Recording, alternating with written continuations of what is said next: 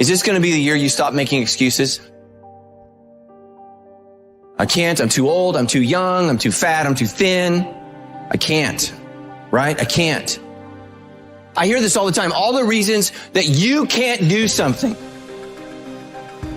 Don't tell me you can't. Don't give me excuses. What's the reason you've given yourself why you can't be successful and you can't be better? There are people out here that could be more successful, but you have fought your way into a depression. You have fought your way into gravitating and moving into the direction of anything and anybody that's negative. Everything about your life that you've decided that you want it for yourself is so negative, but yet you're expecting to produce positive results. And it doesn't stop if you don't make it stop. So recognize the excuses are not valid. They aren't. They're trumped up. They're conjured up. They're fabricated. They're lies. And how do you stop the lies? You stop the lies with the truth. And the truth is, you have time. You have the skill. You have the knowledge and the support and the willpower and the discipline to get it done. A lot of you are trying to find inspiration and motivation with a depressed mindset. You're depressed because you're not doing it with yourself. You don't find inspiration by not living in the grip of life. You need to live in the grip of life to find inspiration. Put challenges in front of yourself. When you put a challenge in front of yourself and you attack it, that's when you find inspiration. If you want all these things in life and you're just thinking that by some miracle of life it's going to magically happen, you got to wake up. The only way to get what you want in life is to get to work and go and get it. To look at all your adversity and all the excuses square in the face and push yourself out of your comfort zone to achieve what you want. I'm not going to allow things that I have no control over to control me. The only way to go about doing the work is get raw and get intense, get angry and aggressive, and make it happen for yourself. These test days, guys, these are the days that test your qualities. They test your characters. They test who you think you are. They test your fortitude. They test your endurance, your discipline, your grit, your dedication, your determination, your mental toughness, your character. Everyone wants to feel like a winner. And feeling like a winner requires that you win. You get the feeling of the winner by completing a task 100. When you do this repeatedly, eventually you develop the habit of completing the tasks that you begin. When this habit of task completion locks in, your life will begin to improve in ways that you cannot today imagine. In psychology, the reverse is always true. The incomplete action is a major source of stress and anxiety. In fact, much of the unhappiness that people experience is because they have not been able to discipline themselves to follow through and complete an important task or responsibility. If you have ever had a major assignment that you have been putting off, you know what I am referring to. The longer you wait to get started on an assignment and the closer the deadline approaches, the greater stress you experience. It can start to keep you up at night and affect your personality. But when you finally launch into the task and push it through to completion, you feel a great sense of relief and well-being. It is almost as if nature rewards you for everything that you do that is positive and life-enhancing. At the same time, nature penalizes you with stress and dissatisfaction when you fail to do the things that move you toward the goals and results that are important to you. Pick something, right? Pick something, a nameable goal, and then try to implement it. And what'll happen is you'll learn a lot by trying to implement it. And one of the things you might learn is what a slightly better goal might be.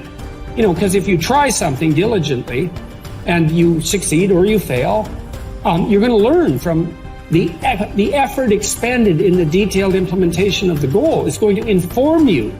It'll also transform you physiologically. It does that at a very basic level, neurophysiological level. You will be slightly different as a consequence of the attempt. And what that'll mean is that the next goal you pick will be a little more suited to you. And so it's this kind of pathway, right? It's like maybe the goal you should be attaining is here, but you don't know that because you're clueless. And so you aim there. Well, it's better than there. And it's not nothing. It's not cessation of movement. And, you know, if you're supposed to go there and you go here, but you walk diligently towards it, you're a little closer once you get to here than you were here. And it's this oscillating self-corrective process that leads you to the final star. And you have to be willing to engage in erroneous experimentation to manage that, but it is a self-correcting process. And so one of the things I always talk to my clients about is, well, let's try something, you know, and we'll reserve to ourselves the right to alter our trajectory. And then I would use as a corrective there, because you might say, well, how do you know when you're not just giving up, right? Instead of thinking maybe you need a different goal. And I would say, well, you can, if you're really concerned about your proclivity for self-deception, you can enter into a contract with yourself that you won't replace any goal you've set with a goal that's easier. And so you can switch your goal, but it has to be a little harder so that you check yourself against that tendency to withdraw and avoid and be self-deceptive. And that works like a charm. And if you do that with some degree of diligence, your goals will get better and more attainable, and you'll get happier too, because you don't experience happiness except in relationship to a goal. And that's really worth knowing.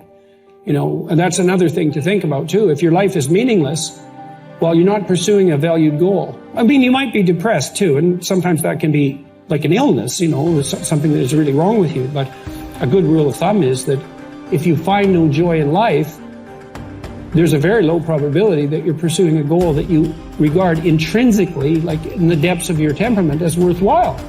And that's technically true, because we do in fact experience most of the positive emotion, let's say, that's associated with emotions like joy. We experience that in relationship to a goal. So, well, then you want to find a goal that regulates your negative emotion and that brings you a certain amount of positive emotion and that expands your competence as you pursue it. And you will experience that as meaningful. That's really what meaning signals. Meaning signals you're doing all those things. You say, well, that's not real. It's like, don't listen to the semantic chatterbox so much, right? There's levels of you that are far wiser than that. And you can watch what happens to you instead of noticing what you think. The way that you develop courage and confidence is with knowledge and skill. Most fear and doubt arises out of ignorance and feelings of inadequacy of some kind. The more you learn the things you need to know to achieve your goals, the less fear you will feel on the one hand, and the more courage and confidence you will feel on the other. Think about learning to drive for the first time. You were probably extremely tense and nervous and made a lot of mistakes. You may have driven erratically and been a danger to yourself and others. But over time, as you mastered the knowledge and skills of driving, you became better and better and better, and your confidence increased. Today, you can quite comfortably get into your car and drive across the country with no fear or worry at all. You are so competent at driving that you can do it well without even thinking about it. The same principles apply to any skills you need to learn to achieve any goal you can set for yourself. There's some times where the mind gets overwhelmed and you cannot slow it down. But by these certain tools I developed, by not allowing your mind to get away from the moment. You have to think about the exact moment that you're in. But I saw when I was younger, the moment became too big. When it became too big, I spazzed out and I would quit. But now I don't think about even like an hour from now, I'll be eating. I don't even go there. Because then your mind, no, we must embrace this, because now you have to be a leader in this moment. It's not about you just getting through it. I had 5 guys, 6 including me, in my boat crew. Now I was the boat crew leader. So now another trick is this. If you don't think about yourself, there's no pain, which can also lead to pain later on in your life. But in these moments when you're struggling, if you are a true leader and you're worried about your men or women beside you, your mind doesn't care how cold you are anymore. Your mind's only worried about taking care of the men and women beside you. So I started realizing, man, if I take care of these cats to my left and my right in the worst moments, My mind is no longer thinking about, you're miserable, David Goggins. Get the hell out of here. You're thinking about, how was John? How was Andy? How was Sam? How was Pete? How you guys doing? You're not thinking about me. So there's so many things you can do to get outside your own head to then allow your body to just be like, hey, we're just a machine. But you have to let your mind be able to process all these different tactics to do that. Take a different vantage point in life. When you are in the hell, you can't see the beauty of being in it when you're in it. Get on top of that mountaintop in your mind. Get on top of that mountaintop and look down on what you're doing. You can see a whole different world, and that world is beautiful. But you gotta get a different vantage point in the suck. Don't be in it. Spiritually, get out of it. Get that soul. Look down on what you're doing. Be amazed by the process of where you're at now and where you came from.